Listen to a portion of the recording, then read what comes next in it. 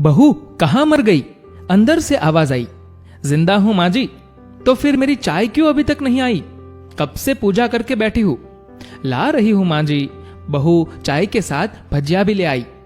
सास ने कहा, तेल का खिलाकर मारोगी क्या? बहू ने कहा, ठीक है माँ जी, ले जाती हूं। सास ने कहा, रहने दे, अब बना दिया है तो खा लेती हूं। सास ने भजिया उठाई और कहा, कितनी गंदी भजिया बनाई है तुमने। बहू कहती है, माँ जी मुझे कपड़े धोने हैं, मैं जाती हूं। बहू दरवाजे के पास छिपकर खड़ी हो गई। सास भजिया पर टूट पड़ी और पूरा भजिया खत्म कर दिया। बहू मुस्कुराई और काम पर लग गई। दोपहर के खाने का वक्त हुआ। सास ने फिर आवाज लगाई, कुछ खाने को मिलेगा? बहू ने आवाज नहीं दी। सास फिर चिल्लाई, भूखे मारोगी क्या? बहू आई, सामने खिचड़ी रख दी। सास गुस्से से बोली, ये क्या है? मुझे इसे नहीं खाना, इसे ले जाओ। बहू ने कहा, आपको डॉक्टर ने दिन में खिचड़ी खाने को कहा है, खाना तो पड़ेगा ही। सास मुंह बनाते हुए, हाँ तू मेरी मां बन जा। बहू फिर मुस्कुराई और चली गई। आज इनके घर पूजा थी। बहू सुबह 4 बजे से उठ गई। पहले स्नान किया, फिर फूल लाई, माला बनाई, रसोई साफ की, पकवान और भोजन बनाया। सुबह के 10 बज गए थे। अब सास भी उठ चुकी थी। बहू अब पंडित जी के साथ भगवान के वस्त्र तैयार कर रही थी। आज ऑफिस की छुट्टी भी थी। उसका पति भी घर पर था। पूजा शुरू हुई। सास चिल्लाती, बहू ये नहीं है, वो नहीं है। बहू दौड़ी दौड़ी आती और सब करती। अब दोपहर के 3 बज गए थे। आरती की तैयारी चल रही थी। पंडित जी ने सबको आरती के लिए बुलाया और सबके हाथों में बारी बारी थाली दी। जैसे ही बहू ने थाली पकड़ी, थाली हाथों से गिर पड़ी। शायद भोजन बनाते हुए बहू के हाथों में तेल लगा रह गया था, जिसे वो पोंछना भूल गई थी। सारे लोग तरह तरह की बातें करने लगे। कैसी बहू है, कुछ नहीं आता, एक काम भी ठीक से नहीं कर सकती, न जाने कैसी बहू उठा लाए। एक आरती की थाली भी संभाल नहीं सकी। उसका पति भी गुस्सा हो गया, पर सास चुप रही, कुछ नहीं कहा। बस यही बोल के छोड़ दिया, सीख रही है, सब सीख जाएगी धीरे धीरे। अब सबको खाना परोसा जाने लगा। बहू दौड़ दौड़ के खाना देती, फिर पानी लाती। करीब 70 से 80 लोग हो गए थे। इधर 2 नौकर और बहू अकेली। फिर भी वहां सारा काम बहुत ही अच्छे तरीके से हो रहा था। अब उसकी सास और कुछ आस पड़ोस के लोग खाने पर बैठे। बहू ने खाना परोसना शुरू किया। जैसे ही सास ने पहला निवाला खाया, बोली, तुमने नमक ठीक नहीं डाला क्या? एक काम ठीक से नहीं कर सकती? पता नहीं मेरे बाद कैसे ये घर संभालेगी। आस पड़ोस वाले को तो जानते ही हो ना साहब, वो बस बहाना ढूंढते हैं नुक्स निकालने का।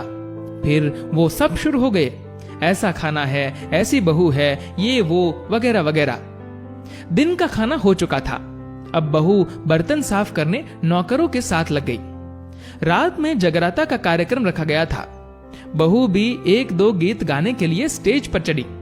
सास जोर से चिल्लाई, मेरी नाक मत कटा देना, गाना नहीं आता तो मत गा, वापिस आ जा। बहू मुस्कुराई और गाने लगी। सबने उसके गाने की तारीफ की, पर सास मुंह फुलाते हुए बोली, इससे अच्छा तो मैं गाती थी जवानी में, तुझे तो कुछ भी नहीं आता। बहू मुस्कुराई और चली गई। अब रात का खाना खिलाया जा रहा था।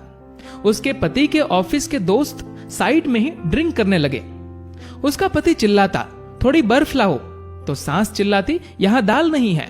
फिर चिल्लाता, कोल्ड ड्रिंक्स नहीं है, पापड़ ले आओ। इधर उधर आखिरी में उसके पति की शराब गिर पड़ी और बोतल टूट गई। पति गुस्से में 2 थप्पड़ अपनी पत्नी को लगाते हुए कहता है, जाहिल कही की, देखकर नहीं कर सकती थी, तुझे इतना भी काम नहीं आता। सारे लोग देखने लगे। उसकी पत्नी रोते हुए कमरे की तरफ दौड़ी। फिर उसके दोस्तों ने कहा, क्या यार, पूरा मूड खराब कर दिया, यहां नहीं बुलाया होता, हम कहीं और पार्टी कर लेते। कैसी अनपढ़ गवार बीवी ला रखी है तूने, उसे तो मेहमानों की इज्जत और काम करना तक नहीं आता, तुमने तो हमारी बेइज्जती कर दी। अब आस पड़ोस की औरतों को और बहाना मिल गया था। वो कहने लगी, देखो क्या कर दिया तुम्हारी बहू ने, किसी काम की नहीं है। मैं तो कहती हूं अपने बेटे की दूसरी शादी करा दो, छुटकारा पाओ इस गवार से। सास उठी और अपने बेटे के पास जाकर उसे थप्पड़ मारा और कहा, अरे नालायक, तूने मेरी बहू को मारा, तेरी हिम्मत कैसे हुई, तेरी टांग तोड़ दूंगी। उसके बेटे के दोस्त कुछ कहने ही वाले थे कि उसकी मां ने घुरते हुए कहा, चुप, बिल्कुल चुप, यहां दारू पीने आए हो, जबकि पता है आज पूजा है और तुम्हें पार्टी करनी है। कैसे संस्कार दिए हैं तुम्हारे माता पिता ने। और किसने मेरी बहू को जाहिल बोला, जरा इधर आओ, चप्पल से मारूंगी अगर मेरी बहू को किसी ने एक शब्द भी कहा तो। अरे पापी, तूने उस लड़की को बस इसलिए मारा कि उससे तेरी शराब की बोतल गिर गई। पापी, वो बच्ची सुबह 4 बजे से उठी है, घर का सारा काम कर रही है, ना सुबह से नाश्ता किया, ना दिन का खाना खाया, फिर भी हंसते हुए, सबकी बातें सुनते हुए, ताने सुनते हुए घर के काम में लगी रही। तेरे यार दोस्तों को वो अच्छी नहीं लगी। जूते से मारूंगी तेरे दोस्तों को जो कभी उन्होंने ऐसा दोहराया। उसके यार दोस्त चुपके से खिसक लिए। अब सास बहू के कमरे में गई और बहू का हाथ पकड़कर बाहर लाई। सबके सामने कहने लगी, किसने कहा था अपनी बहू को घर से निकाल के दूसरी बहू ले आना, जरा सामने आओ। कोई सामने नहीं आया। फिर सास ने कहा, तुम जानते भी क्या हो इस लड़की के बारे में, ये मेरी मां भी है, बेटी भी। मां इसलिए कि ये मुझे गलत काम करने पर डांटती है, और बेटी इसलिए कि ये हमेशा मेरे दिल की भावनाएं समझ जाती है, मेरी दिन रात सेवा करती है, मेरे 1000 ताने सुनती है, पर एक शब्द भी गलत नहीं कहती, ना सामने ना पीठ पीछे। और तुम कहते हो दूसरी बहू ले आऊं। याद है ना छुटकी की दादी, अपनी बहू की करतूत। सास ने गुस्से से पड़ोस की महिला को कहा, अभी पिछले हफ्ते ही तुम्हारे बच्चे, तुम दोनों मियां बीवी को भूखे छोड़ घूमने चले गए थे।